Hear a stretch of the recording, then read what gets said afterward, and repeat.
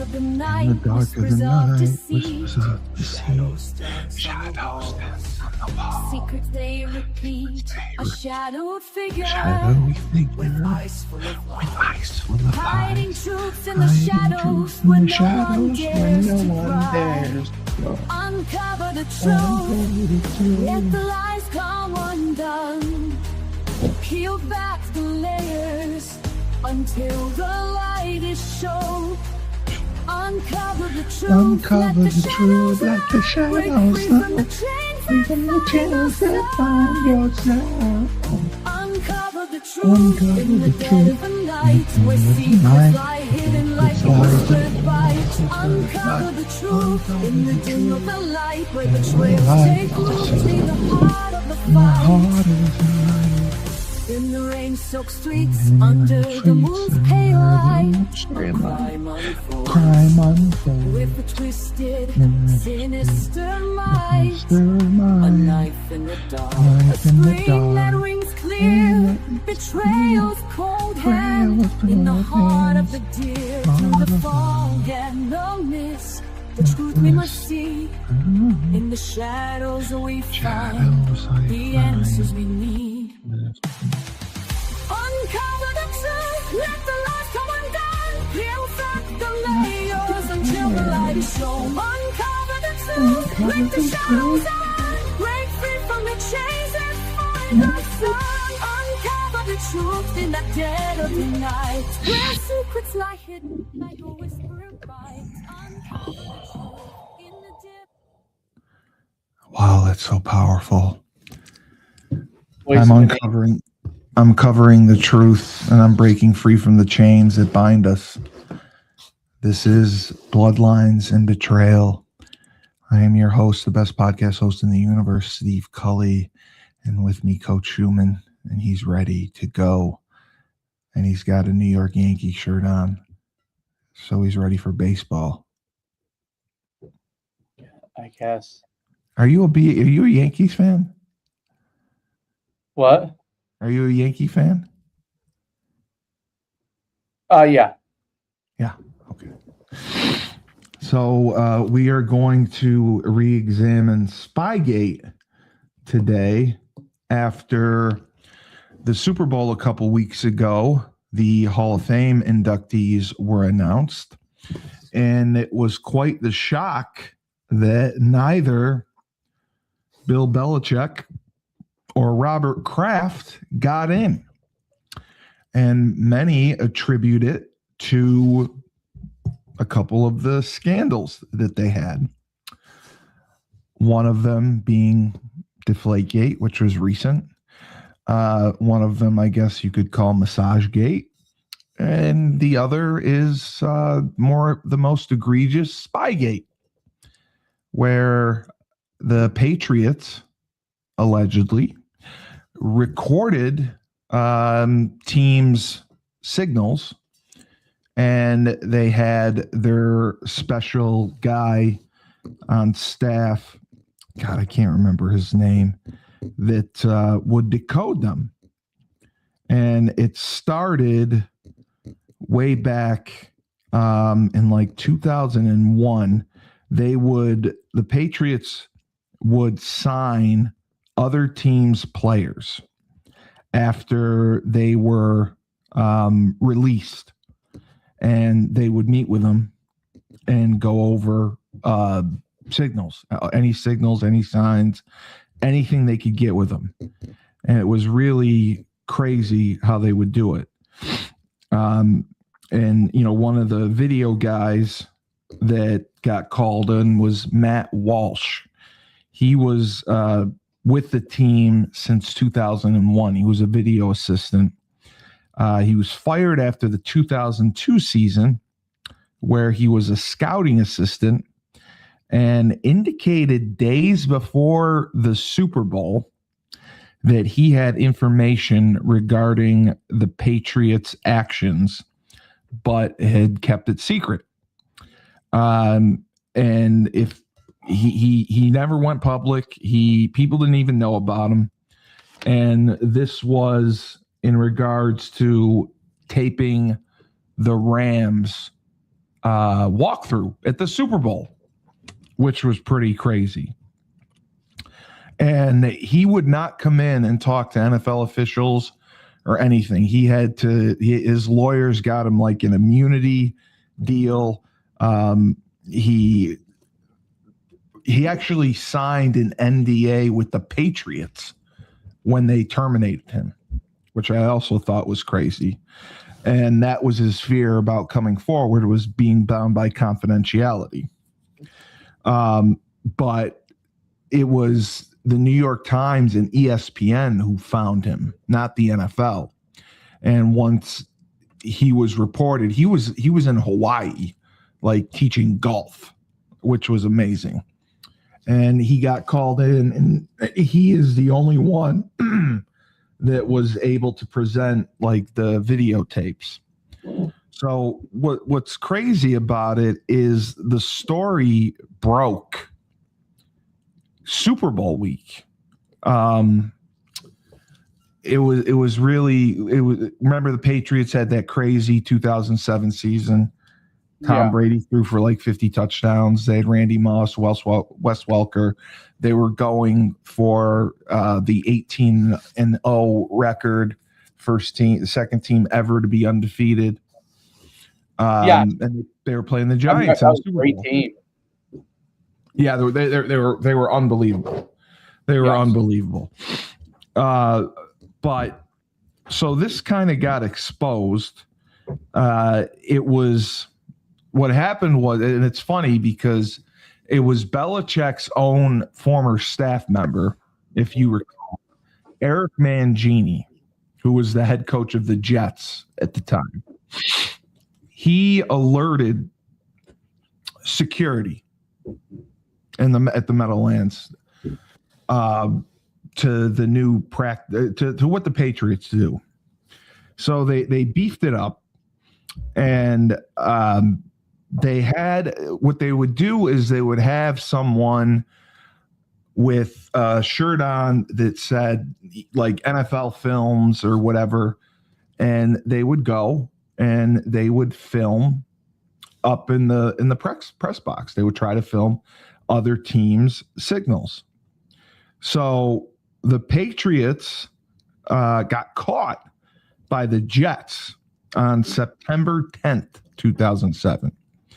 Because Mangini was smart. NFL security confiscated the video camera used by video assistant Matt Estrella, who was basically, his job was to film signals during the game. And it was, again, Mangini who reported it, that, you know, the Patriots were taping from the sidelines. They were taping from up top. And Mangini, you know, he kind of walked it back a little bit later.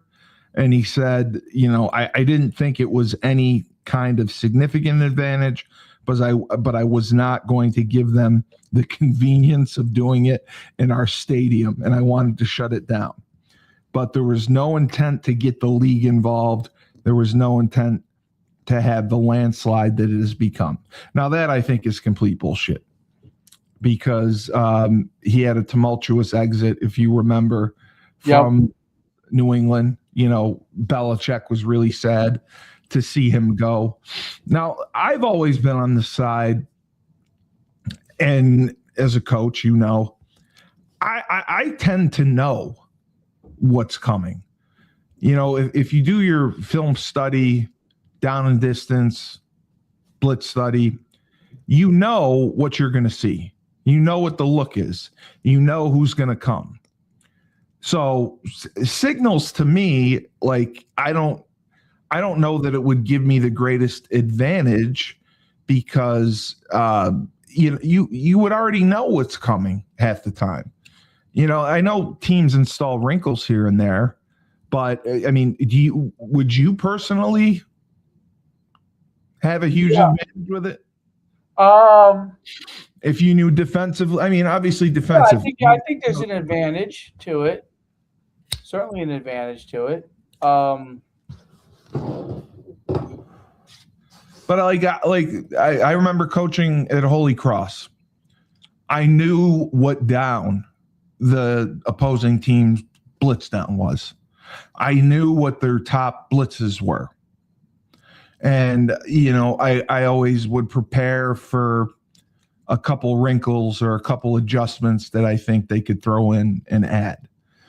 Like I can never say that I was surprised looking at their defense. Now, offensively, our defense would be surprised when they would add in a certain play or a certain formation that we had not seen. But other than that, for me, I never thought it was a huge deal because 9 times out of 10, I knew what the hell was coming anyway. I knew the front, I knew the coverage, I knew the blitz. So, and it was all, usually based on field position. The red zone, backed up, midfield. I mean, you could tell, if you're on the -30 and it's 3rd and 8 or 2nd and 8, you knew what their blitz down was. And you knew what blitzes they ran. I mean, teams usually ran a handful of blitzes. Right. And you knew what coverage they played. Every team that we played was zone coverage. They would play 3 under, 3 deep, or if they brought everyone, they'd play 3 under, 2 deep.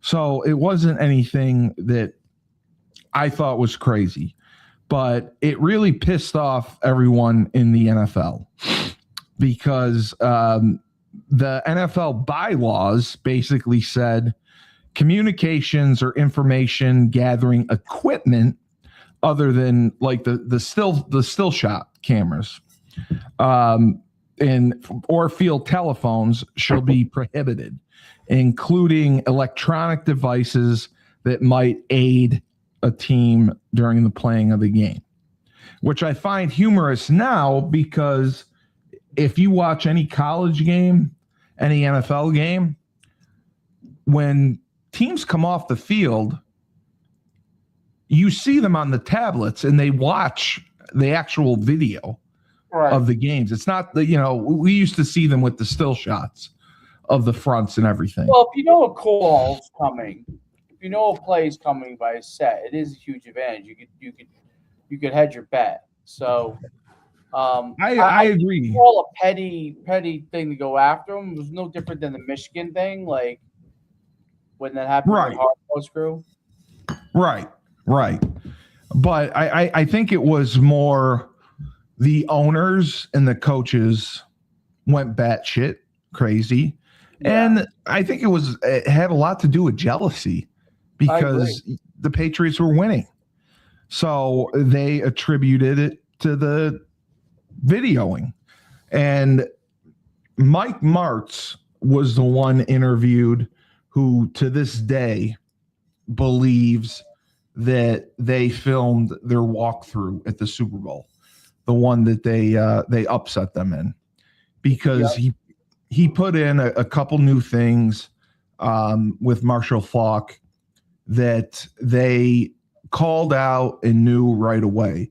And his feeling was there's no way they could have known this without when he heard about the Spygate, that all made sense. And it ended up costing people jobs. I mean, if you look at the Rams after that, Martz ended up losing his job shortly afterwards. I think he would have had a little more leeway had he won that Super Bowl. And then the NFL officials, security, went to the Patriots facility and they demanded to see the tapes and everything they had. Belichick's guy, I can't remember his name. He had this guy that was always with him. Nobody knew what the hell he did. I can't remember his name. This guy was like a nerd, and he may have gone to college with him. I'm not sure, but he was the one who would decode all the signals, and he had folders for each team on what the hell they were doing. Right. So, and the other thing that pissed people off was Belichick basically didn't take responsibility.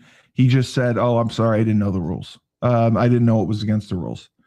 And that was the famous press conference, like we're on to the Bengals. We're on to the Bengals, because people kept asking about it. It's like, oh, anyone want to ask about Cincinnati? I'm not talking about Spygate. I'm not talking about the filming. We're on the Cincinnati. So this just got bigger and bigger, and everyone thinks that the Patriots then went into FU mode that year, and that's when they were just beating the crap out of teams. That's when they had Randy Moss, Wes Welker, and Brady was just shredding everyone. And he put up ungodly numbers. They scored ungodly numbers, and they thought it was like an FU to the league because of it. But it was Super Bowl week when the tapes were discovered, the files were discovered. Goodell made the controversial decision, and I wanted to get your thoughts on this.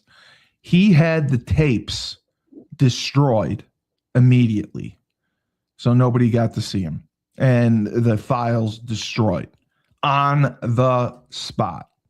Do you think there should have been some transparency where he showed, some of the video footage to the media or to the other teams, what exactly they were filming?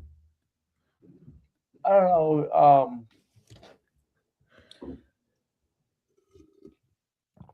I don't know if they should have. Yeah, I mean, maybe they should have, because then it could have shown what they filmed. I mean, it would have cleared them.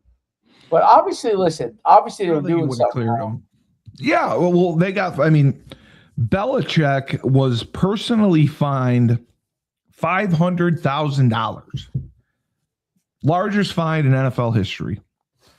And the Patriots were fined $250,000, and they lost their first-round draft pick in 2008.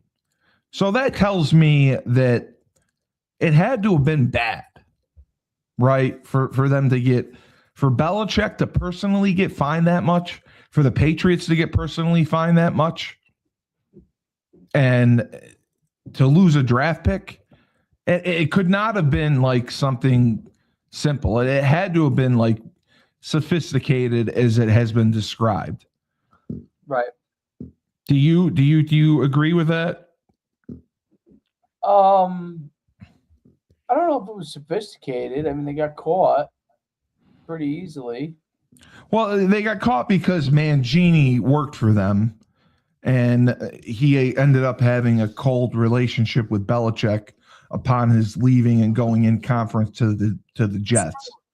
And Mangini covers the final phase of the 2026 winter transfer portal cycle, detailing the top remaining prospects and the programs vying for their commitments before spring practices conclude. News expansion. Top available portal prospects enter final. Sorry.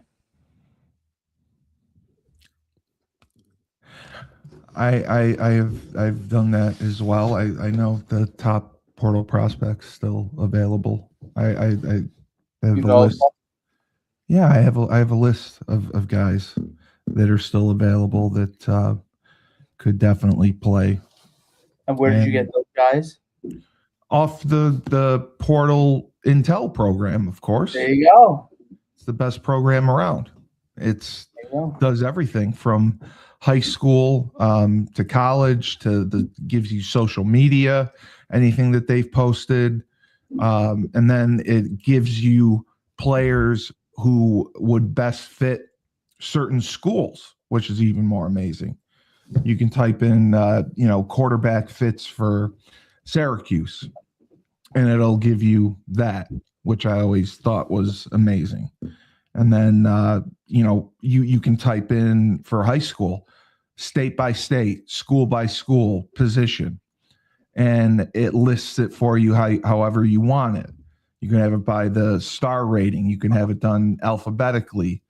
So I have been using it quite a bit, and the searches are phenomenal, and the profile the way that it breaks down each player is next level. I mean, it's everything that coaches look for.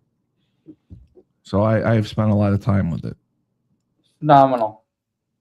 But yeah, so afterwards, it wasn't until April, Matt Walsh received basically immunity and indemnity agreement by the NFL, and he provided evidence that clarified the scope of the team's activities. He was the only one who had the actual film that he saved of what they taped between 2000 and 2002.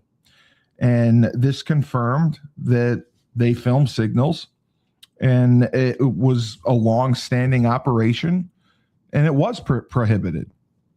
Now, the Boston Herald alleged that there was, because they destroyed 8 tapes, there was a 9th tape showcasing the Rams' private practice before the Super Bowl, the walkthrough. And Goodell explained that he was present during the Rams walkthrough to help set up equipment, that no recording of the practice was ever made. But to this day, we don't know, because Walsh could not substantiate the existence of the actual walkthrough tape. Right. And no further penalties were leveled against the Patriots. And the Herald actually ended up apologizing and retracting the original story of the alleged walkthrough incident. So Belichick, I mean, he kind of danced around it. The only thing he did say was, I apologize to everyone that this affected. And Right. he claimed that he misinterpreted the rule. So it's not like he denied doing it. He did it. He just said he misinterpreted it. And that's what I think is crazy. And I don't think the penalty would have been so severe if Goodell didn't think that it may have affected outcomes of games. Right. So that's my thing. Jimmy Dave Johnson was mad at it. Oh, there were a lot of people. Jimmy Johnson claimed this is exactly how I was told to do it 18 years ago by a Kansas City scout. I tried it, but I didn't think it helped us. He also said Bill Belichick was wrong because he videotaped signals after a memo was sent out to all teams not to do it. But what irritates me is hearing the reactions from players and coaches. These players don't know what the coaches are doing. And some of the coaches have selective amnesia, because I know for a fact there were various teams doing this. That's why the memo was sent to everybody.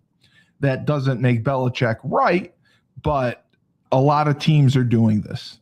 So he basically claimed that it's common knowledge that other teams were doing this as well. Yeah. The Patriots were the only ones that I guess had success off of it with a sophisticated system. And the question is, do you think Spygate diminished what they accomplished?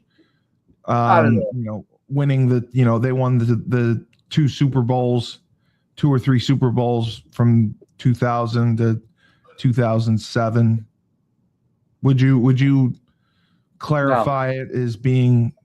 Yeah, I don't think so either. I don't think so either. Now, do you think that the players knew about it?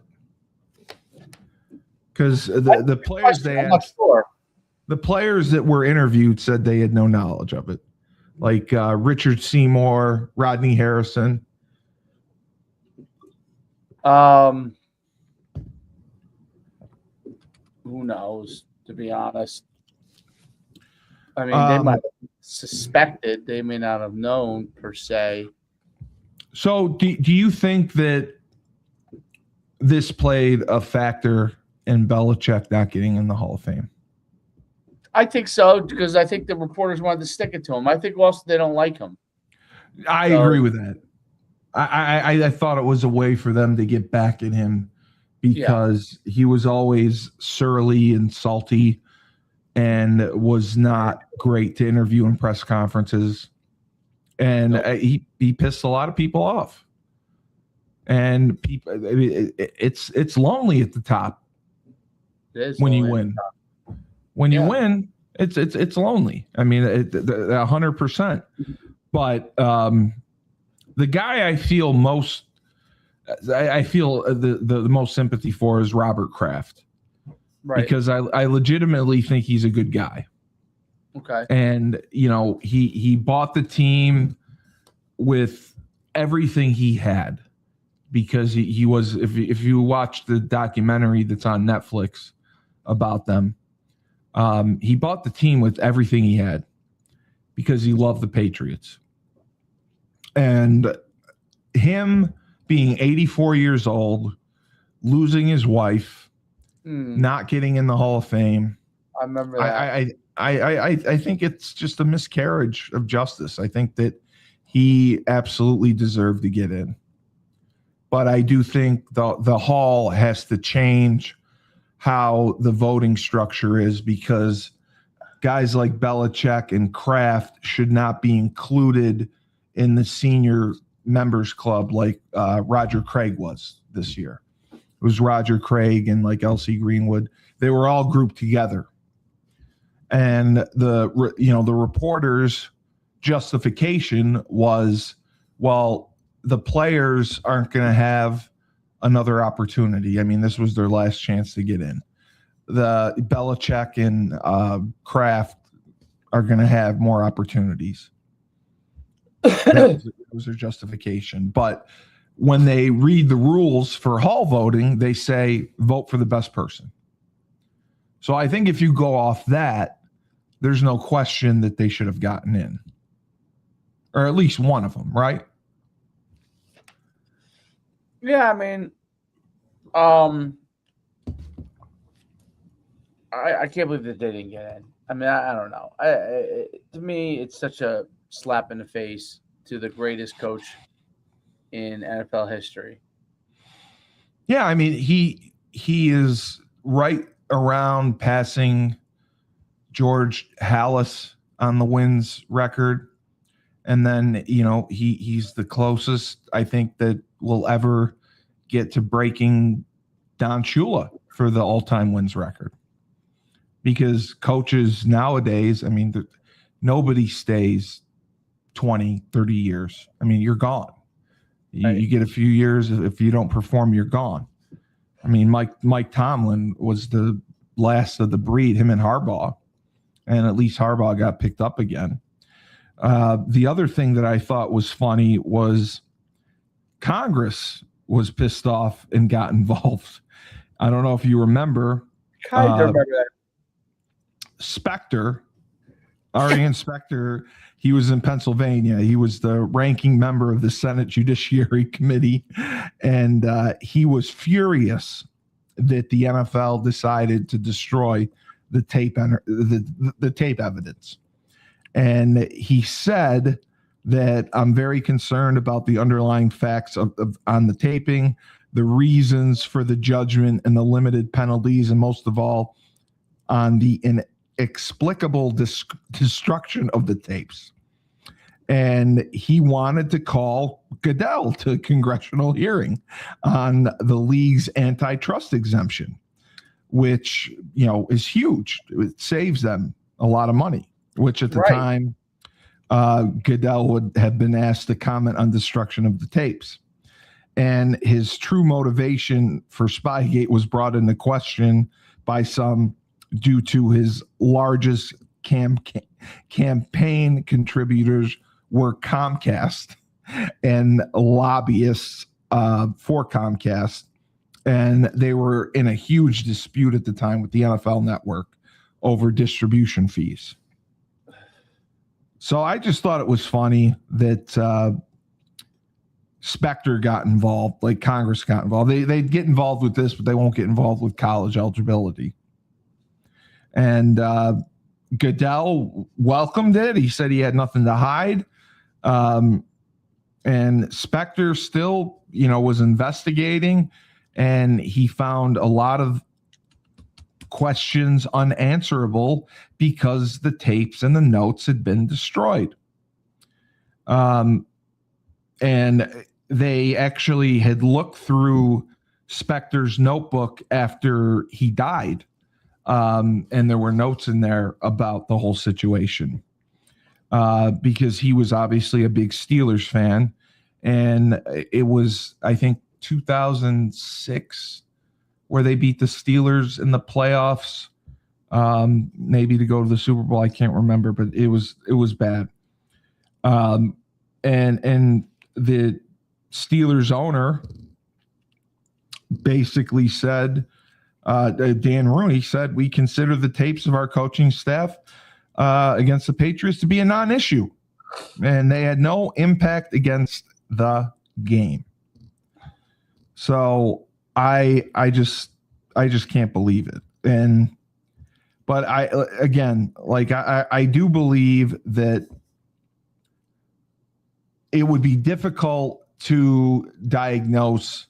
Maybe Michigan worked it out better, where they were able to get the signals and then get what their calls in faster to diagnose what was coming and have the right call for it.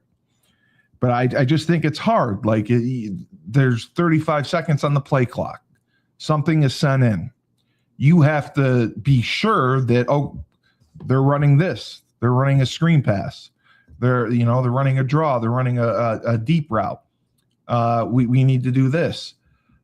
And getting the right call in and hoping that you're right.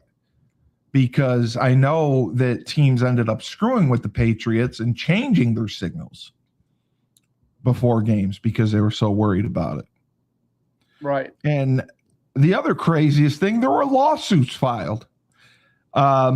Former Rams safety Willie Gary filed a $100 million lawsuit in New Orleans against the Patriots, Belichick, and Kraft, seeking compensation for the Rams' loss. It was a class action suit, and it ended up being thrown out. And then Carl J. Mayer, a Princeton, New Jersey lawyer with Jets season tickets, filed a $184.8 million lawsuit against Belichick. The damages represented the cost of tickets for Jets and Patriots games at Giant Stadium during Belichick's tenure as coach. And the charges have obviously got dismissed. But today, it still goes on. I just think in any sport, Dave, and you know this as a coach, if you're not cheating, you're not trying. Well, I don't know if you're looking to get a competitive advantage. Yeah, a competitive edge. And did you watch the Netflix one on Connor Stallions from Michigan? Yeah. Okay. Yeah. So, I mean, what were your thoughts on that? I mean, he admitted to doing it, but he said that he legally was using tapes of signals from the TV copy he could see. But, I mean, he also had people filming, friends going to games and videotaping with their phones. And he would be able to decode them and put two and two together. And if you watch the film, he's always on Harbaugh's side or the OC side or the DC side. Do you think that he had an impact? Because even after they were suspended, even after they left, Michigan still rolled. Right. Well, for a little while they rolled. Well, they won the national championship. Correct. That's why I'm saying, do you think that it had an impact on that? It might have. I don't know. It's hard to know. It's hard to measure. Unless you actually saw the film. Yeah. Do you remember if you get a couple of plays and you get tipped off, you get a pick or something, there's a huge advantage. Of course. Do you remember seeing, because ESPN did show the tapes that Matt Walsh had. And he had, tapes of coaches just doing signals. I don't know. But that's all it was. I've never seen it. Okay. He was the only one who kept kind of a witch hunt. I'm sure there was some truth behind it, but did it affect the outcome? I don't know. And, Goodell met with Walsh as well, as we talked about. And he basically held a press conference and he said the same thing, that no new information. Everything on the film was what we saw. And nothing to see here. Nothing to see here. Yeah. And what he also said was, against league rules, they used the player on IR during practice in 2001.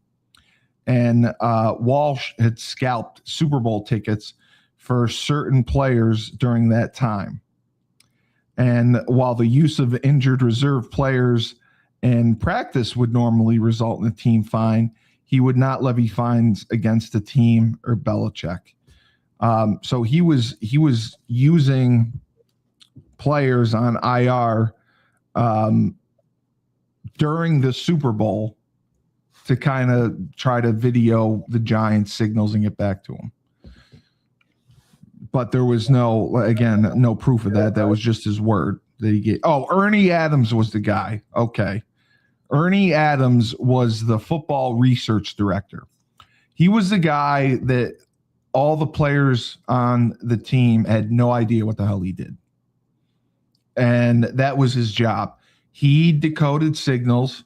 He met with players who were brought in from Patriots opponents and would get all as much information as he could from them. He was the one who put together the sophisticated files on every team. And then he got on a spaceship and he went to Mars. And that's where he lives now. He lives on Mars. He's friends with aliens. And he's doing really well. He found a way to cook. I think he found water on Mars, actually. So it's been a few years. He's lived on Mars and he plays golf. The terrain on Mars is difficult, but he's able to play golf. He's happy. He met a Martian, married her. They have 2 kids now.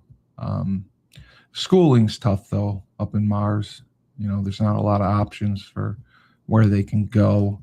They're working on it. They're picking up the sports there too. Football's big. Baseball, because you can hit a baseball a mile, and golf, really big at Mars. And that's one of his pastimes, and he's been in Mars for probably about 10 years now, and he's made a nice home for himself, and they're very happy there. And I think it was great that he made the decision to go. It couldn't have been easy, but he took the chance. He got on the shuttle and he went to Mars. And he is happily married to a Martian, and they have Martian kids, and they go to school. One of them is graduating, and they're going to college at Mars's version of Syracuse. I think he's going on a golf scholarship. They use Martian currency. So it's kind of cool. They have their own currency up in Mars, and it's worked out well. He's gone pretty far. He really took charge and developed. I think he's running for senator up in Mars. They don't really have a good governmental oversight So Matt is committed to developing strong governmental oversight in Mars. He's the right guy for the job. You know, he knows what he's doing. He's really smart. The Martian daughter, she's a bit of a wild child. She is just roaming the streets, and she finds a lot of other Martian men, and she fornicates with them. And Matt's done all he could to try to help her, and she got hooked on some Martian drugs, and she's going to have to go to rehab. Rehab in Mars is very, very tough. It's different than here. The Martians are extremely, extremely strict. They come down hard on you. So there's no really give and take. They're just going to come after you, and it's going to be tough for her. I hope she's able to get through it. I mean, for a 16-year-old girl to have such a problem on Mars, and the Martian men, they're very attractive, but they're seductive, and she's seductive. So that's why it's worked out. But Matt and his Martian wife have struggled to control her. She's gone to several different schools, but they're at their wits' end. So she's going to end up in rehab, and we'll see what happens. It's just challenging. Yeah.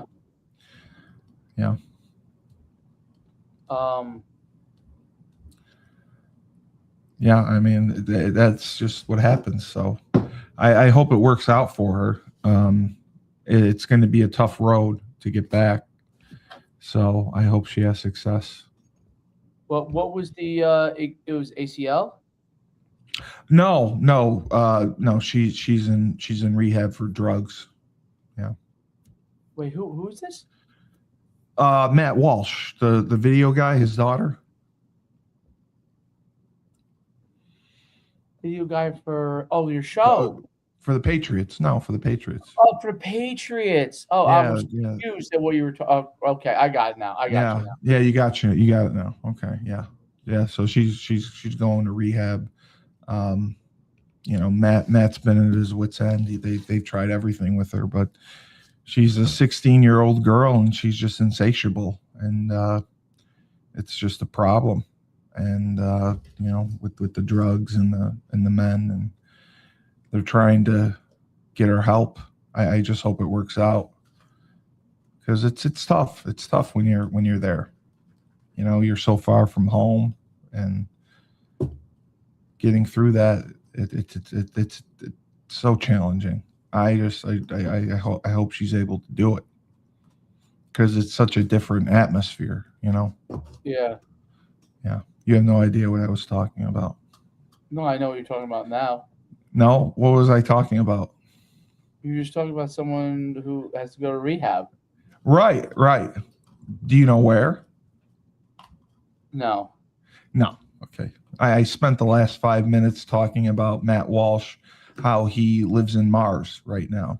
He moved to Mars, and he married a Martian, and he had 2 Martian kids, and they play sports up there. And, what's the daughter's name again? The daughter's name is Kim. She's a Martian. Dave, there's no daughter. This is all made up. I made it up because you fell asleep. Oh. I was talking about Mars to get your attention.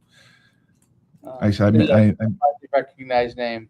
I made up a whole story about Matt Walsh. I'll look it up. There is an occupational therapist named Kim Walsh. I made up a story of Matt Walsh. He moved to Mars 10 years ago, and that's where he lives. And he made up Matt Walsh, not the Matt Walsh that does the. That's where I said he is now. I said that he decided to take a mission to Mars, and he lives there. And he married a Martian, discovered water, and he's got 2 kids, 2 Martian kids.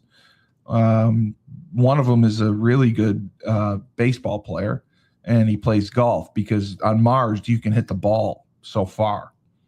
So he's just dominating, and he got a scholarship to a college it's similar to Syracuse on Mars. They're in a different conference, but it's a good one.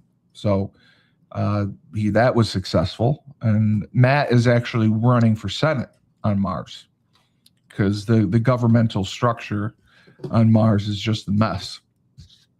So Matt's trying to clean things up. He's been there 10 years, so he's got citizenship, and he's really trying to work with the Martians because they have their way of life, and it's challenging. There's not a lot to eat and not a lot of good choices. So, but he's not coming back, and his Martian daughter got in trouble.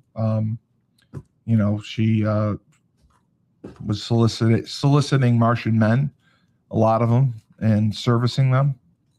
And she got hooked on drugs, and she's Right. going to rehab in Mars. And it's really strict there because the Martians, they don't put up with anything. So I just hope she can get through it. It's going to be challenging. It's going to be challenging. So just to wrap things up, do you believe that Belichick and Kraft will get in the Hall of Fame 100%. for Spygate next year? Do you think that Spygate will still impact them? They'll get it next year. Do you think that Belichick's legacy will always be questioned because of Spygate? Not really. I don't think so. I don't either. But now, do you think that he will win at North Carolina next year? Ooh, that's a whole different stretch. I haven't heard much about them. They brought in a lot of transfers again. Yeah. Well, because there's only one window now, so they did. But I mean, do you see him like he's got a short contract? Do you see him wanting to have success there and then go back to the NFL and break the record? Or do you really think like he would finish up his career there?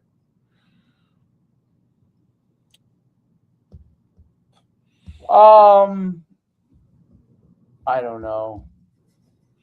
Yeah. I think if he were to have like a dominant season this year and win 10 games and maybe get attention again from the NFL, I think he would jump back. I think he wants to cement his legacy and at least pass Hallis. And then he's not far off from Shula. I don't believe. So I think that, he's 73 years old. I think that he could coach until he's 80, but I think that he would have to have a really good year this year and then go back to the NFL next year and start winning to have a chance at the record. Right. I don't think he'll stay at North Carolina for 5 years. I honestly think he'll end up either getting fired or he'll leave because I don't think they're going to tolerate him being there if he's not winning. And if I think he wins, I think he leaves Right away. Yeah. Do you think that he would stay? Um, I just can't see him enjoying the college, because college coaching is so much different. I can't see him enjoying that. I can't see him relating to the kids. I can't see him doing it long term.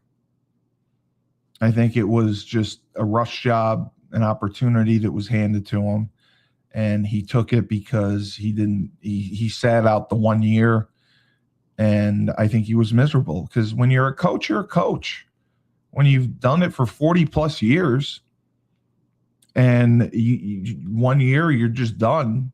You don't know what to do with yourself. I mean, he was on ESPN and he showed some of his fun side, but I think he's a coach. I think he wants to go back. I think he wants to cement his legacy. Yeah. I he's not gonna do well in North Carolina, in my opinion. I'd be shocked if I he don't did. think he will either. I don't think he will either. I think it's just even the ACC. It's not like murderer's row, but no. I just don't think he's I don't think he's going to be adjusting to the college game. I don't think he'll be good as a college coach, relatable to the kids.